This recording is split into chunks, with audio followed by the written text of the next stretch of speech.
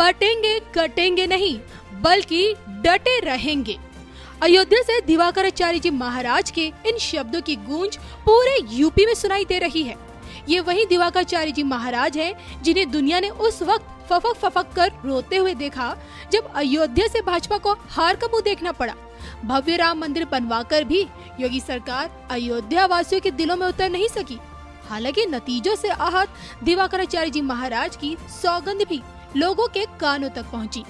उन्होंने कैमरे के सामने प्रतिज्ञा ले डाली कि जब तक कि मोदी जी प्रधानमंत्री पद की शपथ नहीं लेते तब तक अन्न जल ग्रहण नहीं करेंगे। और अब जब 9 महीने बाद यूपी का चुनाव है, अयोध्या में फिर से योगी बाबा की अग्नि परीक्षा होनी है, तो ऐसे में उन्हें सत्ता से गिराने की साजिशों का सच दिवाकराचार्य जी महाराज ने खुद बताया है। सुनिए उनके इस पूरे वीडियो में। देखिए, गौ गंगा गायत्री तुलसी साधु संत ब्राह्मण राष्ट्र के प्रति जो इस प्रकार का व्यवहार करता हो, मैं नहीं मानता कि वो राष्ट्र भक्त है। मैं नहीं मानता कि वो लोकतंत्र के परिधि में आता होगा। मैं नहीं मानता कि वो संविधान के परिधि में आता होगा। जहां 125 करोड़ हिंदू अपनी आस्था गंगा में रखता है, वहां इफ्तियार के लिए आप सत्यार बैठे हैं, लेकिन आपको राम मंदिर जाने की फुर्सत नहीं मिली।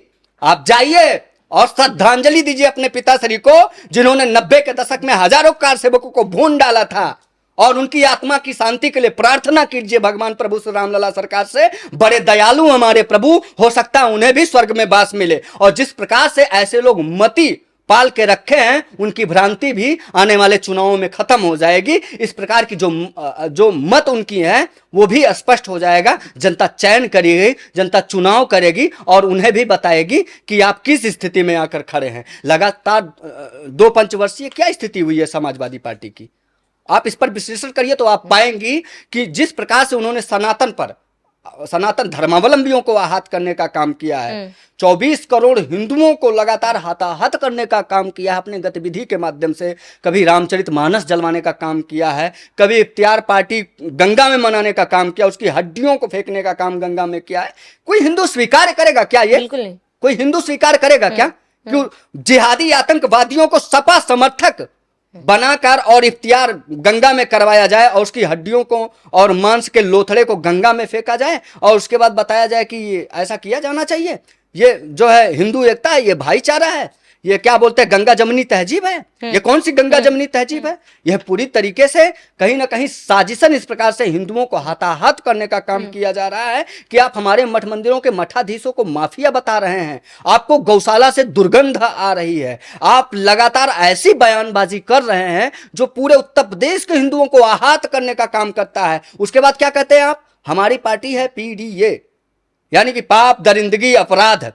उनका कोई भी फुल फॉर्म हो, हमारा तो यही फुल फॉर्म है, क्योंकि हम लगातार ये देख रहे हैं। देखिए, आपका दायित्व तो तब और ज्यादा बढ़ जाता है जब आप सत्ता में नहीं होते हैं, जब आप विपक्ष में होते हैं। और आप विपक्ष में रहकर इस प्रकार का काम कर रहे हैं और आप कह रहे हैं कि इफ्तियार पार्टी गंगा में मनाया जाना चाहिए, रामचरितमानस जला देने के योग्य है, जो है साधु संत मठाधीश माफिया होते हैं, ब्राह्मणों का पेट बढ़ता जा रहा है। इस प्रकार की राजनीति ये कभी भी स्वीकार्य नहीं की जाएगी। और मैं समझता हूं कि समाजवादी पार्टी आज विपक्ष में भी बैठने के योग्य नहीं है।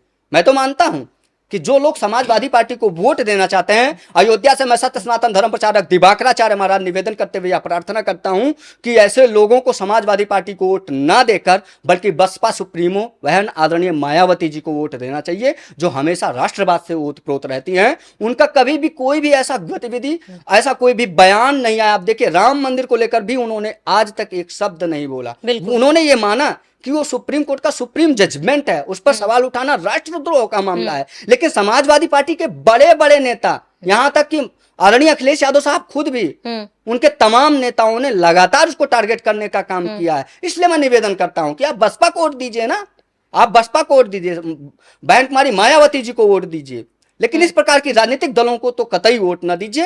ये कोई भी धर्मगुरु ऐसा नहीं कहेगा कि गौ गंगा गायत्री और तुलसी के ऊपर इस प्रकार का बयान करने वाले भगवान राम को अमर्यादित भाषा से बांधने वाले लोगों को आप समर्थन दीजिए। अभी उन्हीं की पार्टी का कोई नेता माता कौशल्या प्रभु श्री रामलला को लेकर अमर्यादित टिप्पणी किया है। ऐसे नेताओं की तो जेवा काट देनी चाहिए और ये संवैधानिक अधिकार दिया जाना चाहिए हिंदू जनमानस को। ये हमारा इससे अधिकार पहले है। भी मुख्यमंत्री योगी आदित्यनाथ जी महाराज के भी माता जी को गाली दी गई थी, इस तरीके से अपशब्दों का इस्तेमाल किया गया था।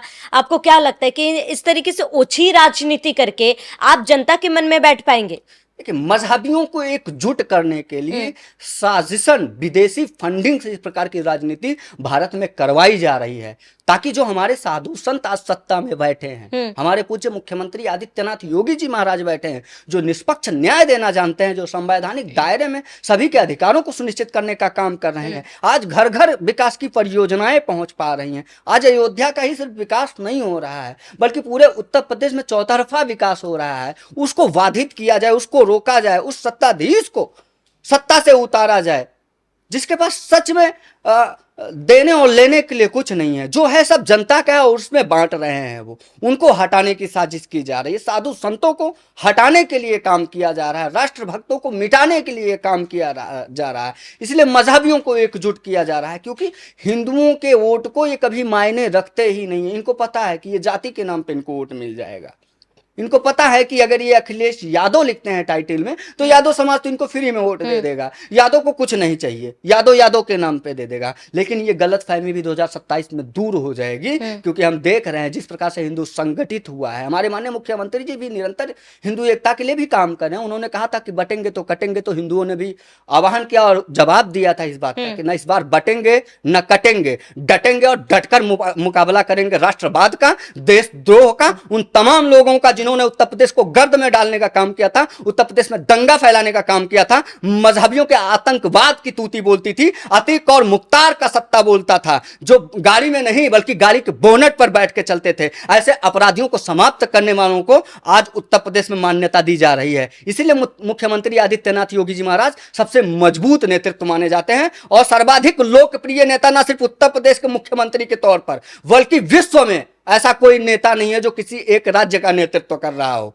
आज दुनिया में रोल मॉडल बने हैं एक साधु के वेश में, एक भगवाधारी के रूप में, क्योंकि उनको रखने के लिए कुछ नहीं है, वो अपने परिवार के लिए कुछ नहीं कर रहे हैं, वो वसुधैव कुटुंबकम की धारणा के लिए काम करते हैं। वो ये मानते हैं कि विश्व ही मेरा परिवार है। ये साधु का जीवन है। वृक्ष कबहु नहीं फल बके, नदी न संचे नीर, परमारथ के कारण साधुन धरा शरीर। ये साधु का जीवन ही परमार्थ के लिए होता है, और वो तो स्वतः ही गोरक्षनाथ पीठाधीश्वर स्वयं योगी आदित्यनाथ जी उस पीठ से आते हैं जहां महाशिव अवतारी भगवान गोरक्षनाथ अवतार लिए थे।